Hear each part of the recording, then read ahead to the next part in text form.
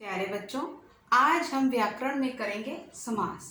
समास का अर्थ होता है संक्षिप्त करने की विधि। समास का क्या अर्थ होता है? संक्षिप्त करने की विधि, यानी दो या दो से अधिक शब्दों के मेल से, दो या दो के से अधिक शब्दों के मेल से शब्द बनाने की क्रिया को, दो या दो से अधिक शब्दों के मेल से शब्द बनाने की क्रिया को समास कहते हैं। इस विधि से बने शब्दों को हम समस्त पद कहते हैं। इस विधि से बने शब्दों को हम क्या कहते हैं? समस्त पद कहते हैं। जब समस्त पदों को अलग अलग यानी पृथक पृथक यानी अलग अलग किया जाता है तो उसे हम समास का विग्रह कहते हैं।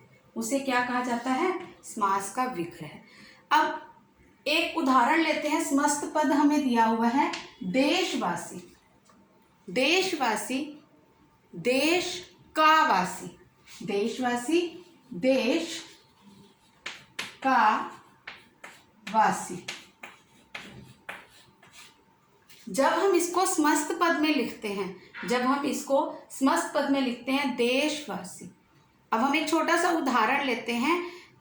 राम अपने पिता की, यानी राम लक्ष्मण अपने पिता की आज्ञा अनुसार वन में वास करने गए। अब अगर हम इसे लिखें तो हम लिखेंगे राम और लक्ष्मण जैसे है, तो राम लक्ष्मण बीच में योजक चिन्ह आ जाता है। पिता की आज्ञा के अनुसार, यानी हम उसको जब समस्त पद में लिखते हैं तो हम आज्ञा अनुसार लिख देते हैं, इकट्ठा लिख देते हैं उसे। जब हम उसको अलग अलग करते हैं, उसका विग्रह करते हैं, उसको पृथक करते हैं, तो वो बन जाता है आज्ञा के अनुसार। वन में वास करने, वनवासी यानी वनवास के लिए गए। अब देशवासी यानी देश का वासी, जब हमने उसका विग्रह किया तो ये हमारे क्या हुआ? समास। दो या दो से अधिक शब्दों के मेल से शब्द बनाने की क्रिया को ही हम क्या कहते हैं? समास कहते हैं। अब समास के 6 भेद होते हैं। कितने भेद होते हैं? 6 भेद होते हैं। समास के 6 भेद होते हैं। तत्पुरुष समास, बहुब्रीहि समास, कर्मधारय समास। तत्पुरुष समास, बहुब्रीहि समास, कर्मधारय समास, द्वंद्व समास, द्विगु समास, द्वंद्व समास और अव्ययभाव समास। द्विगु समास, द्वंद्व समास और अव्ययभाव समास। अब हम इन 6 भेदों में से 3 भेदों की चर्चा करेंगे। अव्ययभाव समास, द्विगु समास और द्वंद्व समास पर। सबसे पहले हम करते हैं अव्ययभाव समास। अव्ययभाव समास, अव्ययभाव समास क्या होते हैं? अव्ययभाव समास वे समास होते हैं जिसमें प्रथम पद जो होता है वो अव्यय होता है और वही प्रधान होता है। हमारे 2 पद होते हैं, जैसे अभी हमने ऊपर एक उदाहरण लिया था देशवासी, देश का वासी। जो प्रथम है वो पूर्व पद है और जो दूसरा वासी है वो उत्तर पद है। यानी 2 पद हुए, पूर्व पद और उत्तर पद। अब अव्ययभाव समास में जो पूर्व पद होता है वही जो पूर्व पद जो अव्यय होता है वो क्या होता है? पूर्व पद प्रधान होता है। यानी पूर्व पद जो होता है अव्यय होता है और वही प्रधान होता है। उसे ही हम क्या कहते हैं? अव्ययभाव समास। अव्ययभाव समास में जैसे यथाशक्ति, आपको इसकी पहचान कैसे होगी? आपने इस बात का ध्यान रखना है कि हमारे पास जो ये समास दिया जाएगा, ये जो समस्त पद दिया जाएगा, इसके आगे यानी उपसर्ग लगा होगा। ये उपसर्ग से शुरू होगा। यथा शक्ति, शक्ति के अनुसार। जब हम इसका विग्रह करेंगे वो होगा शक्ति के अनुसार। यानी आपने आगे क्या देखना है? उपसर्ग देखना है। यथा संभव, यथाशक्ति, बेशर्म, प्रतिदिन। तो ये हमारे पास क्या हो गए? हमारे पास ये क्या हुए? अव्ययभाव समास। उसके बाद है घड़ी घड़ी। अब आपने घड़ी घड़ी जो शब्द है, ये हमारे पास बीच में योजक चिन्ह आया है, इसको हम लिखेंगे हर घड़ी। हर घड़ी। आपके पास ये दो शब्द एक जैसे होंगे, जैसे रातों रात, रात ही रात में, हम कहते हैं ना रात ही रात में ये काम करना है, तो उसे हम क्या बोलते हैं, रातों रात। अब हमने इसका विग्रह कैसे किया, हर घड़ी, ठीक है। और ये समस्त पद हमारा जैसे यथा शक्ति, शक्ति के अनुसार, तो हमारा इसमें क्या हुआ, पूर्व पद अव्यय होता है और वही क्या होता है, प्रधान भी होता है, उसे हम क्या कहते हैं, अव्ययीभाव समास। इसमें आपने क्या देखना है, उपसर्ग को देखना है। और जैसे ये दो आपके पास शब्द दिए जाएंगे, तो आपने जैसे योजक चिन्ह दिया हुआ है, इसकी जो पहचान होगी, ये दोनों एक जैसे आएंगे। जैसे रातों रात बोला आपको, घड़ी घड़ी बोला, तो ये हमारे क्या हो गए, घड़ी घड़ी हर घड़ी, रातों रात रात ही रात में। तो हमारा यहाँ पर क्या हुआ, पूर्व पद अव्यय हुआ और वही प्रधान हुआ। अब हमारे पास आता है द्विगु समास। द्विगु समास में आपको जो पहचान होगी, इसमें जो पूर्व पद होगा वो संख्यावाची विशेषण होगा।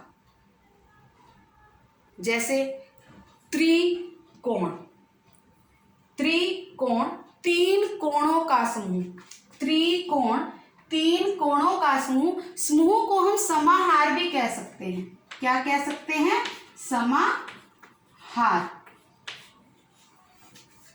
द्विगु समास, द्विगु समास की पहचान कैसे होगी, इसमें जो पूर्व पद होता है वो संख्यावाची विशेषण होता है। क्या होता है, संख्यावाची विशेषण होता है और दूसरा पद प्रधान होता है। जैसे त्रिकोण, प्रथम पद, पूर्व पद, उत्तर पद आपको बताया, पहला पद यानी दूसरा पद, त्रिकोण प्रथम पद और उत्तर पद त्रिकोण, कोण, ये हमारा पूर्व पद, ये हमारा होगा संख्यावाची विशेषण। पूर्व पद क्या होगा, संख्यावाची विशेषण होगा और दूसरा पद प्रधान होगा। त्रिकोण यानी तीन कोणों का समूह, तीन कोणों का समूह, समूह को हम क्या बोल सकते हैं, समाहार भी बोल सकते हैं, समाहार भी लिख सकते हैं। पंचवटी, पांच वृक्षों का समूह, पंचवटी पांच वृक्षों का समूह। ऐसे ही चौराहा, चार रास्तों का समूह। तो हमारे पास ये गिनती में आएंगे। सप्ताह, 7 दिनों का समूह, सप्ताह 7 दिनों का समूह। शताब्दी 100 वर्षों का समूह, यानी जो हमारा पहला शब्द आएगा वो संख्यावाची विशेषण होगा। तो वो हमारा क्या हुआ, द्विगु समास। उसके बाद हमारा आता है द्वंद्व समास।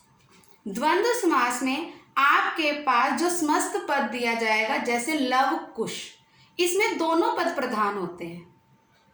द्वंद्व समास में बेटा क्या होगा, दोनों पद प्रधान होंगे। द्वंद्व समास में दोनों पद प्रधान होते हैं। जैसे लव कुश, लव कुश। अब बीच में आपके पास योजक चिन्ह आया है, आप कहेंगे कि यहाँ पर भी हमने बीच में योजक चिन्ह लगाया, लव कुश, और हमने अव्ययीभाव समास में भी घड़ी घड़ी में योजक चिन्ह लगाया। लेकिन आपको इसकी पहचान कैसे करनी है, यहाँ पर अव्ययीभाव समास में मैंने आपको पहले भी बताया था कि ये दोनों शब्द एक जैसे आएंगे। जैसे रातों रात, घड़ी घड़ी, ठीक है। और आपके पास द्वंद्व समास में ये दोनों पद ही प्रधान होते हैं। जैसे सुख दुख, सुख और दुख। अब लव कुश है तो लव और कुश। रात दिन, रात और दिन। सुख दुख, सुख और दुख।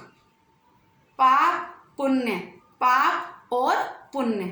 राधा कृष्ण, राधा और कृष्ण। यानी द्वंद्व समास में दोनों पद प्रधान होते हैं, वही हमारा क्या कहलाता है, द्वंद्व समास कहलाता है। इसमें जो योजक चिन्ह होता है हमारा, योजक चिन्ह हमें दिया गया है ना, बीच में लव कुश, यानी हम इसको और से, हमारे पास ये किस तरह से लिखा जाएगा, और से, यानी लव और कुश, सुख और दुख। आपने और योजक को इसमें लाना है। लव कुश, लव और कुश, हमें इसकी पहचान ऐसे होगी जो उल्टे होते हैं। रात दिन, वो मैंने आपको बोला था रातों रात, अव्ययभाव समास में क्या बताया था, रातों रात। और द्वंद्व समास में मैं आपको क्या बता रही हूं, रात दिन। तो इसको हम क्या लिखेंगे, रात और दिन।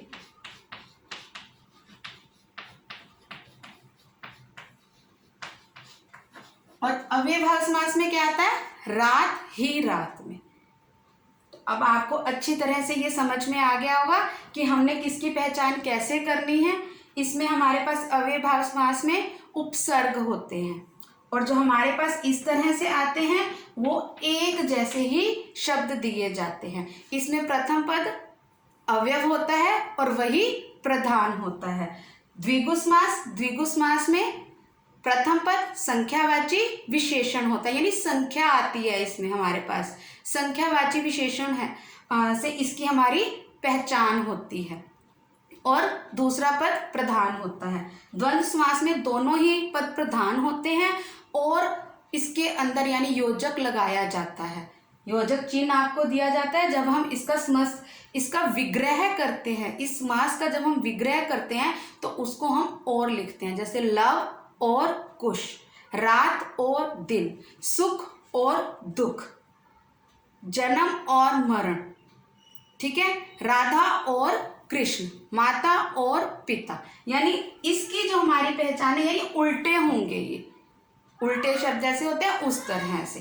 तो अब आज हमने क्या किया बच्चों, हमने आज किए हैं समास। समास के 6 भेद होते हैं, जिसमें से हमने 3 भेदों की चर्चा की है, अव्ययभाव समास, द्विगु समास और द्वंद्व समास। तो समास किसे कहते हैं, 2 या 2 से अधिक शब्दों के मेल से शब्द बनाने की क्रिया को समास कहते हैं। जो इनमें समस्त पद होते हैं, यानी समस्त पदों को जब अलग अलग यानी पृथक पृथक किया जाता है तो उसे हम समास का विग्रह कहते हैं। धन्यवाद।